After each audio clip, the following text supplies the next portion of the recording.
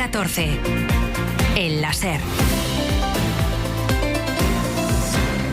2:30 de la tarde, 1:30 en Canarias. Los incendios de la Comunidad de Madrid y de Ávila siguen avanzando sin control. Las labores de extinción pudieron contener anoche poco, aunque muy poco, las llamas y evitar una tragedia que ya lo está siendo aún más grave.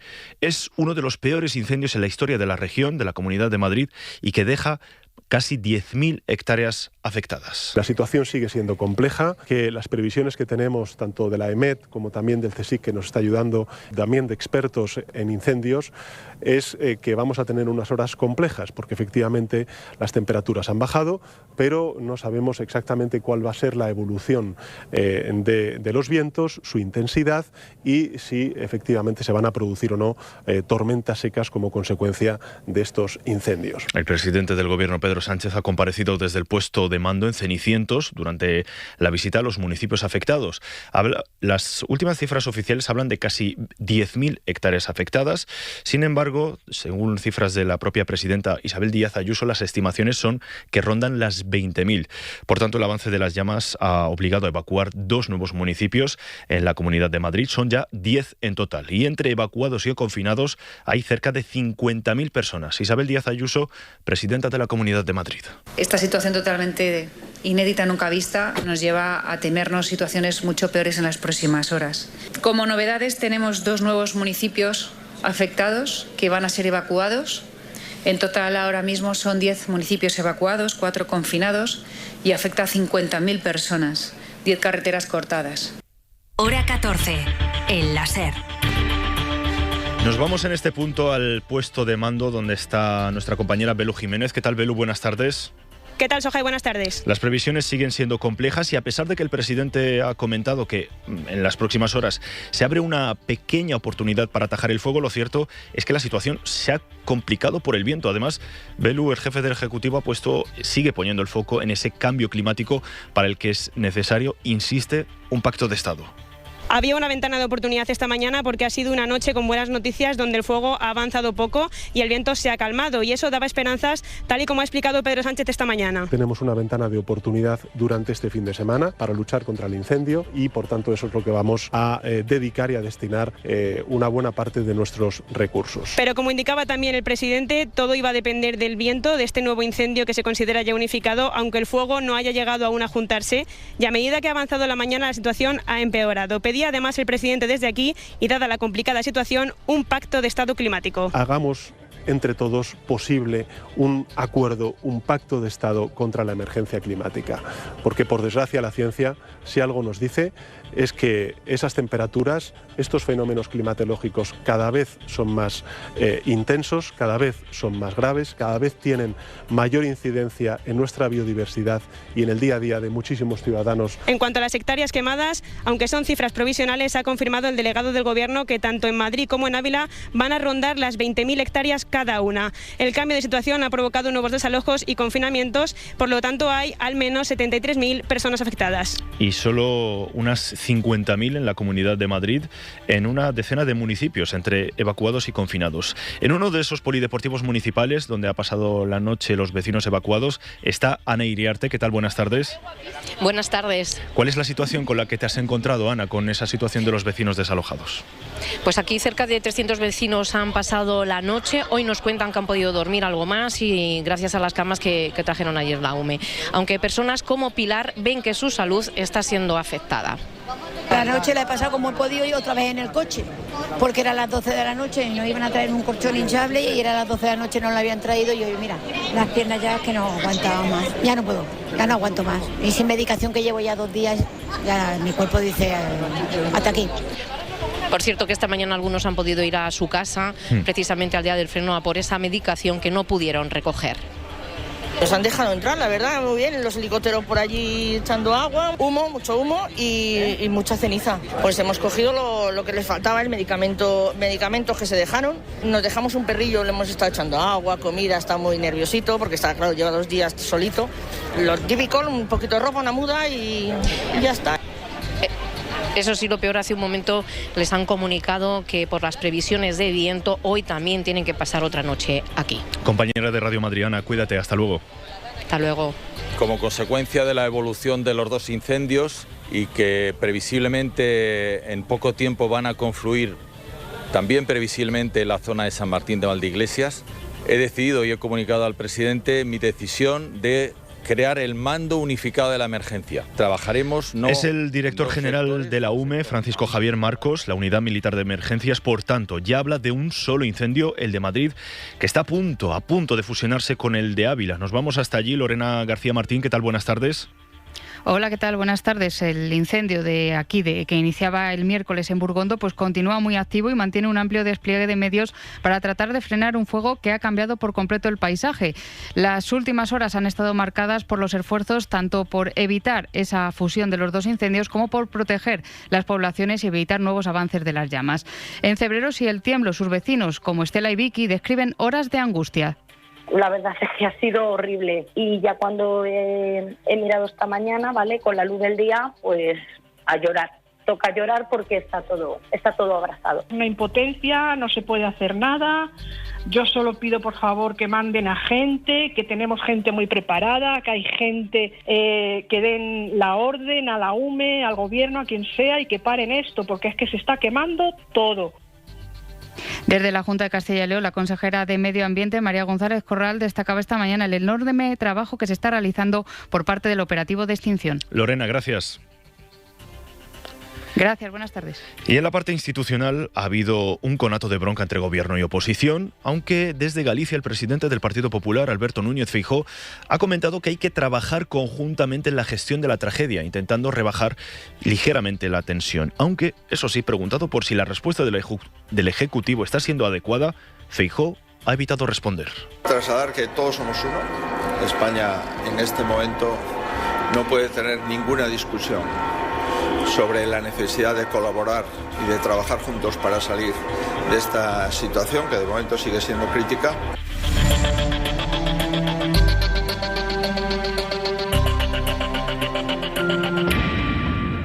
Y hasta ahora seguramente si viven cerca de Madrid o de Ávila se habrán fijado en esa densa humareda que parece casi niebla y que inunda el ambiente.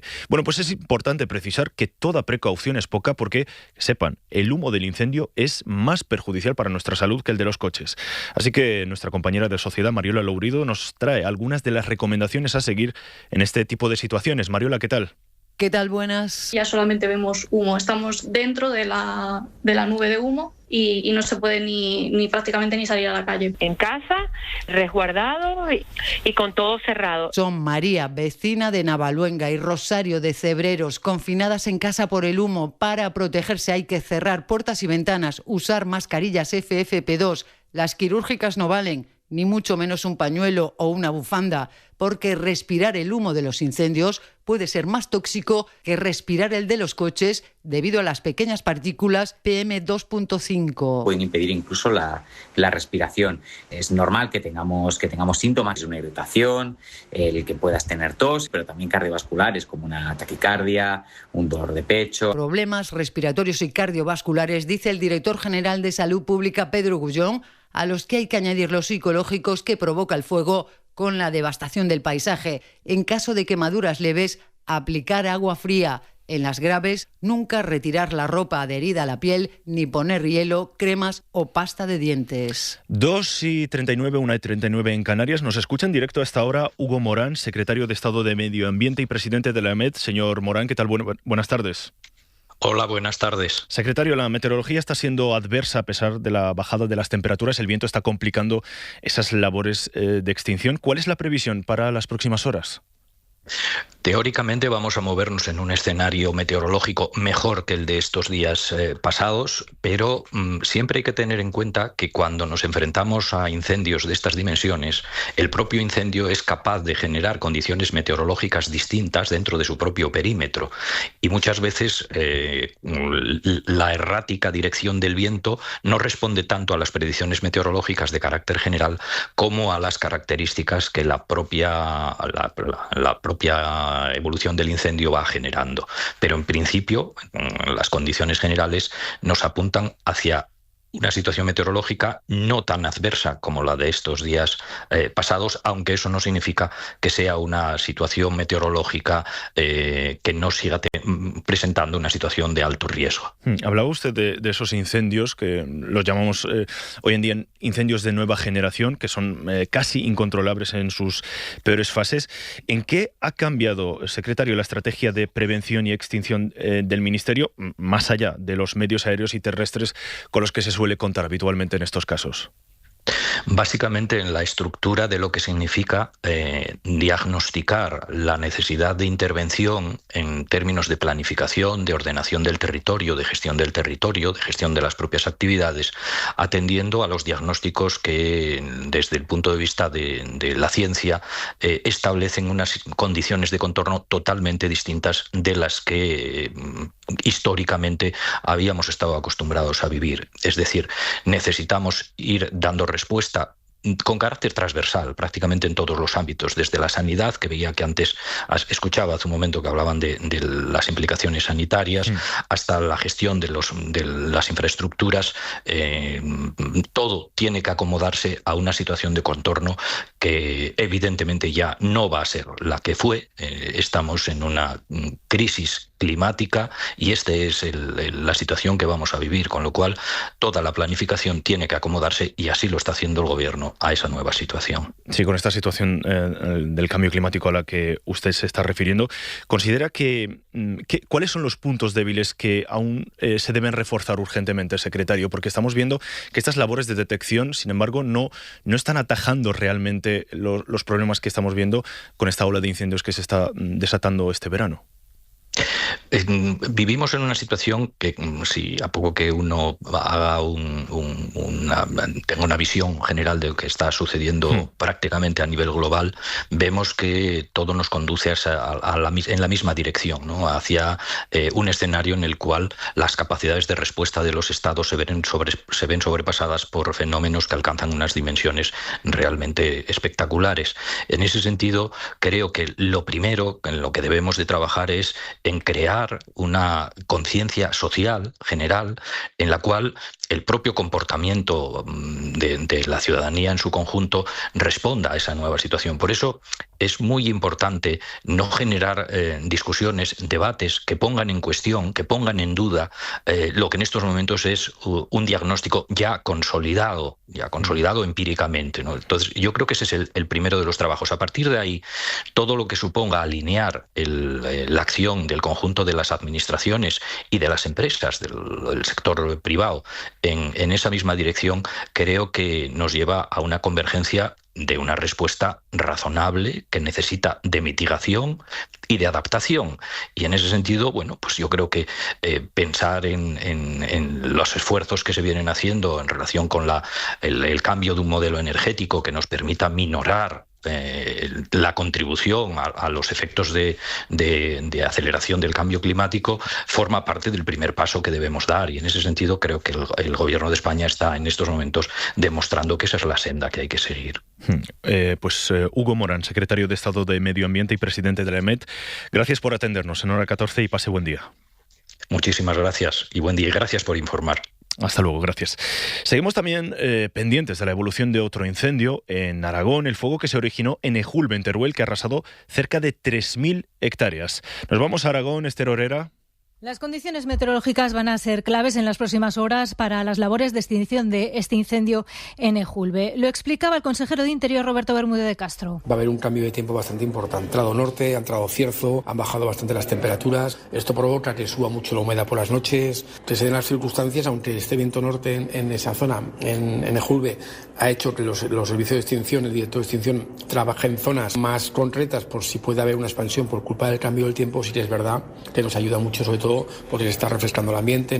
175 personas de 5 núcleos de población siguen desalojadas, de ellas 35 están en el albergue de Alcoriza. Han dormido en el albergue, los han tratado muy bien, estamos muy contentos porque la verdad que no puede ser más acogedora la acogida. Hay 3 carreteras cortadas, además evoluciona favorablemente el incendio de Plan en la provincia de Huesca y este mediodía se ha dado por estabilizado el de la Cerollera en Teruel. La superficie quemada por incendios forestales alcanza las 130.000 hectáreas, las supera de hecho en lo que va de año, en este periodo que llevamos de enero a julio. En lo que llevamos de año están calcinadas más de 130.000 hectáreas. Cada vez la emergencia climática se va agravando, va superando, por desgracia, muchas de las previsiones científicas. Lo ha dicho esta mañana el presidente Sánchez en su intervención. Para que se hagan una idea de la magnitud de los hechos, 130.000 hectáreas son 5 veces más las mismas que se quemaron en el mismo periodo del año pasado, es decir, en 2025. Esos son los datos que acaba de facilitar y que acaba de confirmar el presidente del Gobierno, Pedro Sánchez. Y fue precisamente el año pasado, a partir de este periodo, cuando se desataron los peores incendios. Fue de hecho uno de los peores veranos en este sentido.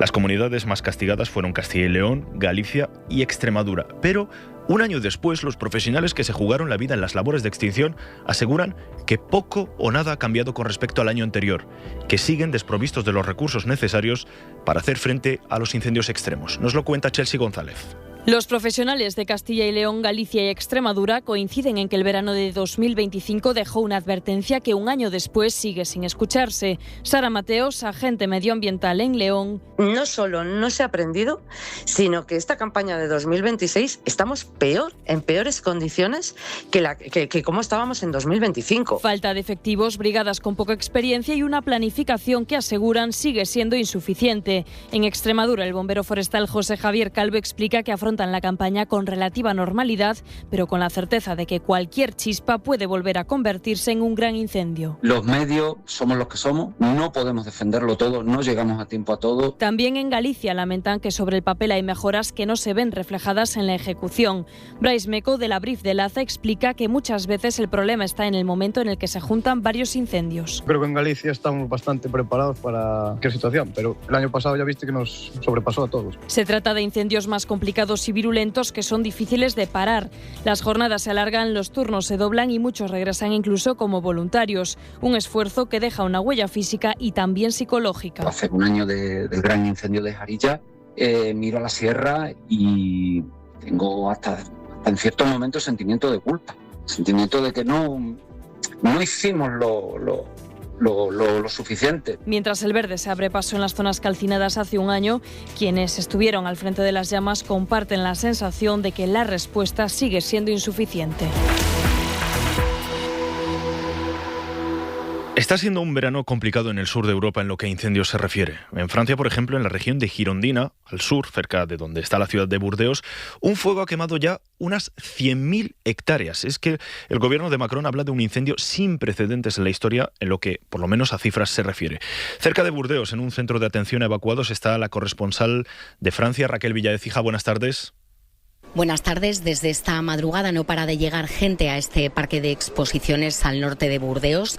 Son vecinos que han sido evacuados de 7 municipios de las afueras de la ciudad. No solo por la proximidad del incendio, que está ya a 30 kilómetros de Burdeos, sino también por los gases tóxicos que provoca el humo. En estos momentos hay aquí unas 6.000 personas, como explica la cadena SER, el presidente de la región de Burdeos, Thomas Casnet. Tout le monde a une place assise, tout le monde peut manger, tout le monde peut dormir. Donc ça, c'était notre mission numéro 1. Todo el mundo tiene un sitio, todo el mundo puede dormir y puede comer, y esa es nuestra prioridad, no dejar a nadie sin una solución. Entre los evacuados hay familias enteras con niños y animales. Todos esperan volver pronto a sus casas. Unas 20.000 personas han tenido que ser evacuadas por estos fuegos en 2 departamentos del sudoeste del país que han arrasado ya 40.000 hectáreas. Las zapatillas deportivas Abutarda patrocinan a la Selección Nacional de Salto Lateral. Porque Abutarda son zapatillas de ganador. ¿Y en qué le convierte a usted eso si no lleva unas Abutarda? Exacto, en un perdedor, un miserable, un desecho social, una piltrafa humana. Así que cómpreselas ya y deje de dar pena. La publicidad no necesita llegar a esto para ser eficaz. Basta con que salga en la radio, porque en la radio más del 83% de los oyentes se quedan en la emisora cuando llega la publicidad. Por eso es más eficaz para tu marca. Hazte inolvidable. Anúnciate en radio. Hola. Mamá, voy a recoger a los niños a música. Pásate tú por el súper del Corte Inglés a hacer la compra. Trae aceite, que está el bidón de 5 litros de aceite de oliva virgen extra hojiblanca, el nuestro, el que nos gusta, por solo 4,59 euros el litro. Y también champú, que no queda. Y hay un 50% en la segunda unidad en H&S, Pantene, All Spice. ¡Aprovechamos! Supercore, Hipercor y Supermercado El Corte Inglés. ¿Qué necesitas hoy? En tienda web y app. Hora 14. Y hablamos ahora de violencia de género y un dato escalofriante que hemos conocido esta misma semana. En las horas posteriores a la final del Mundial que ganó España, las llamadas al 016, las de atención a las víctimas, se duplicaron. Datos oficiales que nos han llevado a preguntarnos si de verdad hay factores que nos pueden ayudar a detectar más fácilmente la violencia machista. Son varios estudios también quienes han relacionado, por ejemplo, las olas de calor con un aumento de los asesinatos machistas. De hecho, los meses en los que más repunta la violencia de género son julio y agosto. Aunque la realidad es que no existen factores ambientales que provoquen un aumento de los asesinatos, como tampoco existe un perfil común del feminicida. Por eso es tan difícil de predecir y prevenir estos asesinatos que se van cometiendo. Lucía Hernández. No existe ningún rasgo en común que compartan todos los feminicidas, más que en muchos casos un historial de violencia. Los feminicidas son muy heterogéneos. No es fácil encontrar un patrón común en todos ellos. Antonio Andrés Puello, catedrático de Psicología de la Violencia de la Universidad de Barcelona, apunta a que se comete un asesinato machista por una pérdida del control sobre la pareja. Baquea Alonso, socióloga colaboradora del Observatorio de Masculinidades de la Universidad Miguel Hernández, respalda la hipótesis. El asesinato se produce cuando de pronto el hombre ya no puede seguir maltratando. Miguel Lorente, profesor de Medicina Legal de la Universidad de Granada, explica por qué ocurren tantos asesinatos en verano. En la época vacacional surgen muchos problemas alrededor de lo que es las decisiones sobre la propia familia, ¿no? ¿Qué hacemos? ¿Dónde vamos? ¿Con quién vamos? ¿Quién viene? Entonces, todos ellos señalan una cultura profundamente arraigada en un machismo patriarcal en el que muchísimos hombres y mujeres viven encasillados en unos roles de género restrictivos y peligrosos. Nadie dice, uy, pues mi jefe me pega lo normal, pero eso sí lo dicen las mujeres maltratadas. Entonces, ¿quién le ha hecho a ellas creer que es normal que tu marido te pegue? Pues la construcción cultural, ¿no? La idea de además advierten de que no debemos pensar que los asesinos lo hacen porque estén pasando por un episodio de enajenación mental, porque, dicen, lo normal es que todos sean plenamente conscientes de lo que están haciendo. Y en la redacción de informativos, Lorena Carramolino, el presidente de Estados Unidos, asegura que está dispuesto a negociar con Irán, pero esto lo hace apenas unos días después de decir justo lo contrario. Lorena, buenas tardes. Buenas tardes, Sohaib. Sí, otra vez el presidente de Estados Unidos ha vuelto a cambiar de opinión en cuestión de horas. Anoche Trump dijo que está dispuesto a escuchar a los iraníes, pero cree que no están preparados para alcanzar un acuerdo, y esto justo después de que el miércoles amenazase con destruir un puente, una central eléctrica iraní, cada vez que el régimen de los ayatolás atacase un barco en el estrecho de Hormuz. Estas declaraciones, donde esbozaba la idea de volver a hablar con los iraníes, las dijo en la cena de corresponsales en Washington, que se ha celebrado después de su cancelación por el tercer intento de magnicidio de Donald Trump el pasado mes de abril. Después de la caída del principio de acuerdo firmado en junio, Washington y Teherán han reanudado los ataques. Esta ha sido la 13ª noche de cruce de misiles.